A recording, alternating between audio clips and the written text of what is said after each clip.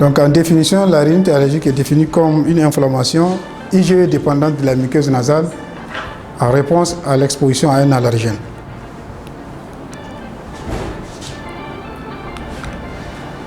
La rhinite allergique, de par sa fréquence, pose un problème de santé publique. Elle représente 35% des consultations au service d'Orel à Abidjan en 2015, 55% de consultations au cabinet d'allergologie en Cotonou en 2021 selon Vaudieu. Et selon une étude réalisée par Gagara à Niamey, la prévalence de la rhinite allergique est de 68,3% chez les sujets asthmatiques en 2015. La rhinite allergique constitue une grande pression en matière de soins de santé en Orel. Et elle a un impact significatif car elle altère significativement la vie sociale des patients, elle perturbe l'apprentissage scolaire des enfants et diminue la productivité professionnelle. En somme, l'impact socio-économique global de la rhinite allergique est élevé. Elle génère des coûts, notamment par les consultations, mais aussi la prescription des médicaments, mais surtout son association à d'autres maladies qui sont chroniques et qui sont graves, telles que l'asthme, la sinusite. Et tout ceci a pour corollaire de gréver le budget des ménages. Devant cet impact, le problème de santé publique, cet impact socio-économique, la rhinite allergique a fait l'objet de plusieurs directives entre l'OMS et les professionnels de santé en vue de trouver un consensus thérapeutique. Et la classification ARIA s'inscrit dans ce cadre. Le consensus ARIA, allergic rhinitis and impact of asthme. La rhinite allergique et son impact sur l'asthme. Donc en collaboration avec l'OMS, on fait une classification qui a une valeur thérapeutique. Pour bien faciliter la compréhension de la suite de notre présentation, donc des rappels sont nécessaires pour rappeler que les fosses nasales sont deux cavités aériennes à la partie moyenne de la face et qui communiquent avec d'autres cavités qu'on appelle annexes, qu'on appelle les sinus, dont il y a 4 paires de sinus. Le sinus est creusé dans un os dans lequel il prend le nom. Vous avez les sinus maxillaires, sinus ethmoïdaux, les sinus frontaux et les sinus en arrière qu'on appelle les sinus sphénoïdaux.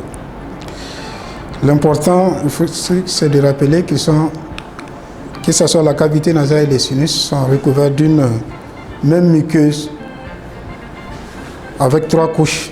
Donc nous avons l'épithélium avec 4 types de cellules, les cellules ciliées, les cellules à sécrétion muqueuse et les cellules de renouvellement telles que les cellules à bordure nombreuse et les cellules basales.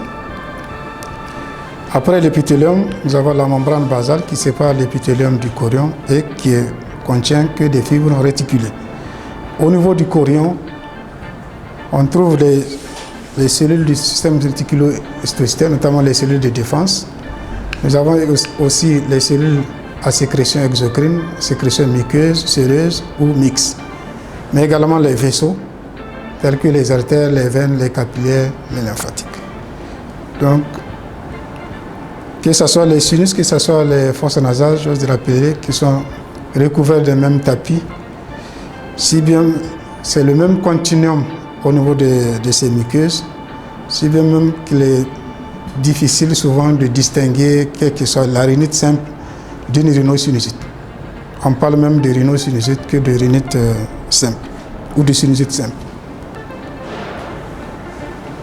Du point de vue physiologique, la fonction des fosses nasales, c'est surtout, la première fonction, c'est surtout la respiration, mais aussi les fonctions de conditionnement de l'air que nous respirons, notamment son réchauffement ou son édification, qui est indispensable au bon fonctionnement des épithéliums alvéolaires, mais aussi les fonctions de défense. Nous venons de voir au niveau du chorion les éléments de défense qui se trouvent, mais également il y a l'autre fonction qui est la fonction olfactive, toujours au niveau de la muqueuse nasale. Et toutes ces fonctions peuvent être impactées lors d'une rhinite allergique.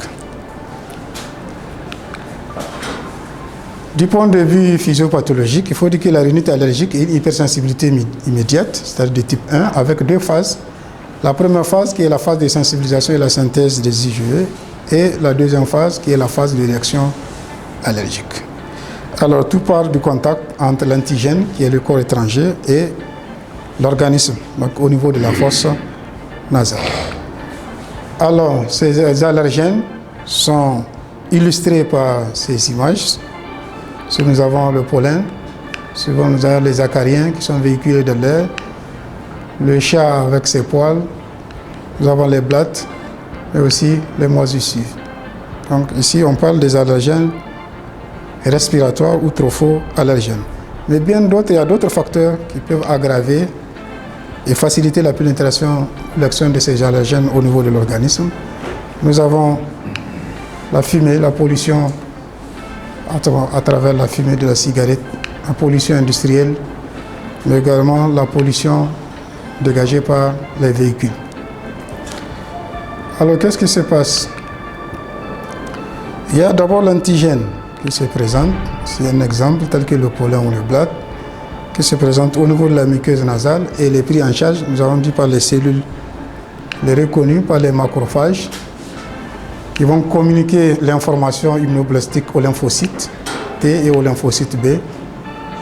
Donc les lymphocytes B vont se transformer en plasmocytes, les plasmocytes qui vont produire les immunoglobulines, qu'on appelle aussi les anticorps. Donc il y en a plusieurs immunoglobulines, IgM, IgG, IgD, IgE, mais dans le cas spécifique de la rhinite allergique, ce qui nous intéresse, c'est l'immunoglobuline E. Donc c'est la première étape qui concerne la sensibilisation et la synthèse au finish des immunoglobulines. Ces immunoglobulines vont être stockées dans des cellules telles que les mastocytes ou les basophiles. Donc au deuxième contact, donc à la réexposition avec le prochain allergène, donc l'antigène sera pris en charge par l'allergène sera pris en charge par ces IgE qui sont déjà stockés au niveau des basophiles. Et cette réexposition va entraîner au niveau cellulaire leur dégranulation avec libération des médiateurs de l'inflammation qu'on appelle l'histamine. Et l'histamine aura des réactions locales, notamment ça va entraîner une irritation locale au niveau de la muqueuse nasale à l'origine du prurite ou des douleurs. Ça va entraîner une vasodilatation au niveau des capillaires, au niveau du chorion, à l'origine de l'obstruction nasale et de l'œdème. Ça va entraîner aussi une irritation des cellules sécrétoires au niveau nasal que nous avons vu au niveau soit de l'épithélium ou bien au niveau du chorion et à l'origine de la rhinorrhée, c'est-à-dire la sécrétion liquidienne au niveau nasal. Donc c'est l'ensemble de ces signes que nous avons, qui découlent de ces mécanismes physiopathologiques qui vont nous permettre de poser le diagnostic de la rhinite allergique que nous aborderons dans le troisième point, ou le quatrième point de notre présentation qui est consacré au diagnostic. Il faut dire que le diagnostic de la rhinite allergique, c'est un diagnostic clinique et paraclinique. Sur le plan clinique, l'examen commence par l'anamnèse, c'est-à-dire l'interrogatoire, qui doit être ici très minutieux et qui doit s'articuler sur l'unité de temps, l'unité de lieu et l'unité d'action. L'interrogatoire va rapporter les symptômes, va caractériser les symptômes, les traitements entrepris et leur efficacité, mais aussi l'impact des symptômes sur la qualité de la vie qui détermine la sévérité de la rhinite allergique. Dans l'interrogatoire, on recherchera aussi les antécédents personnels et familiaux, tels que surtout les comorbidités en cas de rhinite allergique, l'asthme, l'atopie, l'urticaire, l'eczéma, les conjonctivites, la notion d'allergie médicamenteuse. Mais l'interrogatoire ici va chercher surtout la triade symptomatique qui est fortement évocatrice de la rhinite allergique. Et cette triade est faite des symptômes tels que les éternuements en selve, la rhinorrhée qui est aqueuse claire, une véritable idiorrhée, c'est un véritable écoulement nasal, et l'obstruction nasale qui est bilatérale. Donc à cette triade évocatrice peuvent s'associer des signes mineurs tels que le prurite, qui peut être localisé soit au niveau nasal, au niveau du palais ou au niveau de l'œil. Et le plus souvent, lorsqu'il est associé au niveau de l'œil, s'associe à un autre signe tel que le larmoiement. On peut avoir aussi le prurite au niveau de l'oreille, particulièrement au niveau du conduit auditif externe. Donc en plus du prurite, on peut avoir des céphalées et également un écoulement postérieur, mais aussi des troubles olfactifs qui peuvent s'associer dits à l'extension de l'inflammation à la muqueuse de l'odorat telle que l'hyposmie ou l'anosmie. À l'examen physique oral, donc cet examen peut se faire soit à la rhinoscopie antérieure à l'aide d'un spéculum et d'une source lumineuse type lumière d'éclat, ou si vous avez d'autres moyens, à l'aide d'optique rigide ou à la nasofibroscopie, c'est-à-dire à l'optique souple. Ça va mettre en évidence des signes qui ne sont aucun cas spécifique de la rhinite allergique. On peut noter une hypertrophie des cornées inférieures, une rhinorrhée aqueuse tapissant les fosses nasales et la muqueuse qui est le plus souvent pâle. L'oropharyngoscopie va objectiver le jetage postérieur, c'est-à-dire la rhinorrhée postérieure, mais également la présence de formations lymphoïdes sur la paroi pharyngée postérieure qui sont témoins de l'inflammation.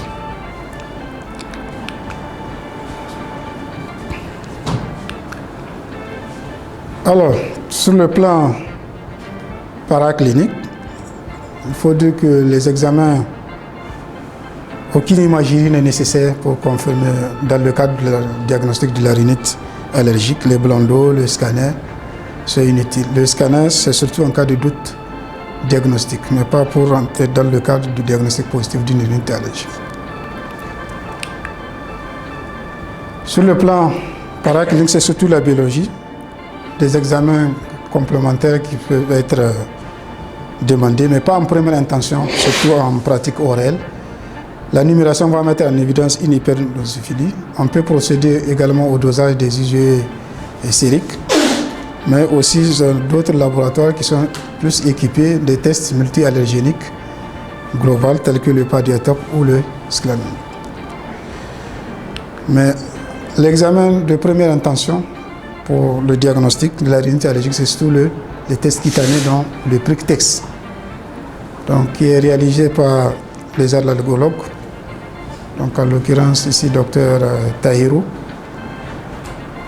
Et la positivité est confirmée par l'existence de cette triade de l'irus qui associe une papule œdémateuse, un halo érythémateux et un prurite. Et généralement, cette halo doit être supérieure ou égale à 3 mm de diamètre. Donc c'est un test qui se fait en cabinet d'allergologie, comme je l'ai dit, généralement une semaine à 10 jours après l'arrêt des antihistaminiques et 24 à 48 heures aussi après l'arrêt d'un bêta-bloquant lorsque la personne est sous traitement. Il y a aussi les tests de provocation nasale, ça ne se fait pas ici aussi dans notre contexte. Donc c'est surtout les allergènes professionnels. La personne est soumise à une inhalation directe à travers les fosses nasales des allergènes pour prouver la positivité.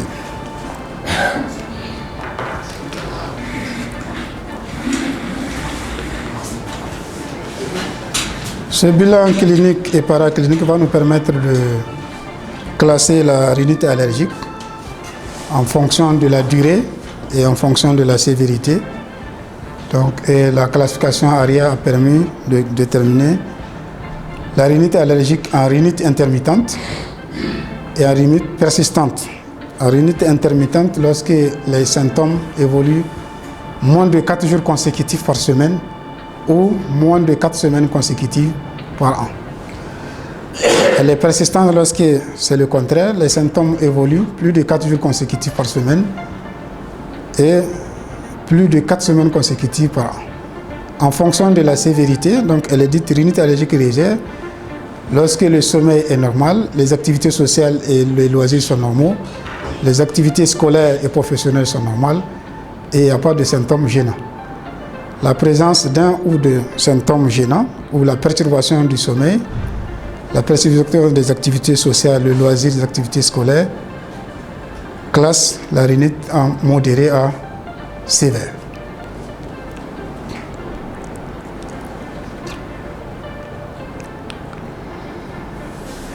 Alors, après le diagnostic de la rhinite allergique, sa classification, donc nous en venons au dernier point de la présentation consacré au traitement. Le but du traitement, c'est surtout améliorer la qualité de vie du patient, prévenir les récidives et les complications. Les moyens, c'est surtout la prévention. Donc l'éviction allergénique, lorsqu'on est en face des acariens, il faut nettoyer régulièrement les ménages à l'aspirateur, éviction des moquettes, donc exposition des literies, il faut exposer les literies au soleil, il faut faire des lavages hebdomadaires, utilisation d'anti-acaricides. Concernant les animaux, éviter éviction de l'animal dans la maison, éviter les déchets alimentaires de la maison, il faut désinsecter pour lutter contre les blattes. Concernant les moisissures, il faut lutter contre l'humidité de la maison, nettoyer les surfaces favorisantes leur croissance, désinfection des lieux de consommation. Surtout les pollens aussi, il faut éviter. Donc c'est pour la place centrale que prend la prévention dans le traitement de la rhinite allergique. Les médicaments, nous avons les antihistaminiques, plusieurs générations, dont je sais que M. Hervé va s'en charger pour la présentation des antihistaminiques qu'il propose pour le traitement de l'allergie. Les antihistaminiques sont efficaces sur le prurite et la rhinorrhée, tandis que les corticoïdes ont un effet majeur sur l'obstruction nasale. Les vasoconstricteurs, qui sont lutte contre l'obstruction nasale aiguë gênante, les chromones, qui inhibent la dégranulation des mastocytes, les anticholinergiques intranasaux, les antileucotriennes. Il y a plusieurs gammes de médicaments qui peuvent entrer dans le traitement de la rhinite allergique. Ici, ces tableaux vont synthétiser l'effet des médicaments tels que les antihistaminiques oraux et les corticoïdes intranasaux. Donc nous voyons que les antihistaminiques, surtout oraux, ont un impact significatif sur tous les symptômes de la rhinite allergique, particulièrement l'éternuement, ensuite la rhinorrhée, plus ou moins l'obstruction nasale, mais surtout le prurite nasal et le prurite auriculaire. Tandis que les corticoïdes, lorsqu'ils sont aussi associés, ont un impact majeur sur l'éternuement, la rhinorrhée, l'obstruction nasale et également le prurite nasal. C'est différent. Il y a la désensibilisation aussi, qui est l'apanage de l'allergologue à ces pratiques en milieu hospitalier. Elle consiste à une accoutumance à l'allergène en réalisant une administration par voie sous-cutanée, ou sublinguale ou nasale. L'OMS ne recommande pas ça dans les pays en voie de développement. Ça demande un milieu spécial équipé en réanimation en cas d'une réaction anaphylactique forte pour que la personne puisse être récupérée. Alors, ces différents moyens seront utilisés selon les indications suivantes. Dans tous les cas, l'éviction, elle est incontournable. Lorsque la symptomatologie est légère, vous avez le choix entre un antihistaminique oral, un antihistaminique intranasal et ou décongestionnant. Lorsque la symptomatologie est intermittente, modérée à sévère, toujours le choix entre l'antihistaminique, le décongestionnant nasal. Il faut revoir le patient entre 2 et 4 semaines. Donc, si échec, il faut augmenter les doses. Si amélioration, donc il faut continuer le traitement jusqu'à 1 mois.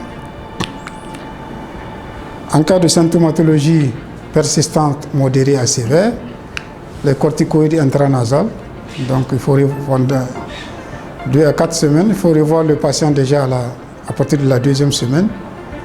Donc si amélioration, donc il faut augmenter les doses. Lorsqu'il y a échec, il faut revoir le diagnostic. Donc il faut reposer le diagnostic. En cas d'éternuement, il faut ajouter un antihistaminique. Si ignoré, donc ajouter soit un hyperapothium, donc un anticholinergique. En cas d'obstruction nasale, il faut ajouter des corticoïdes. Donc il faut dire que c'est une classification à valeur thérapeutique que les gens essaient d'adopter, mais en réalité, en pratique, c'est totalement différent en fonction des cas que nous rencontrons. Donc, seule la pratique, l'usage des médicaments peut vous donner une bonne réponse. En conclusion, la rhinite allergique est une affection mondialement répandue dont la prévalence dans nos pays est de plus en plus croissante. La démarche pour établir un diagnostic repose avant tout sur un interrogatoire bien conduit et un examen clinique soigneux. Le bilan complémentaire est centré sur la réalisation des tests cutanés, surtout en oral. Leur intérêt, l'intérêt de ces tests cutanés, c'est d'abord l'identification de l'antigène et aussi de prouver sa responsabilité dans l'apparition des symptômes et afin de permettre d'engager une éviction ou une immunothérapie spécifique. La rhinite allergique s'inscrit dans le cadre général de la maladie atopique. La prise en charge est bien codifiée et difficile dans les pays en voie de développement du fait de la difficulté d'identification des allergènes, le coût élevé lié au traitement et le traitement spécifique qui est l'immunothérapie qui n'est pas disponible. Chers participants, voilà nos références. Donc nous sommes au terme de notre présentation. Nous vous remercions de votre attention.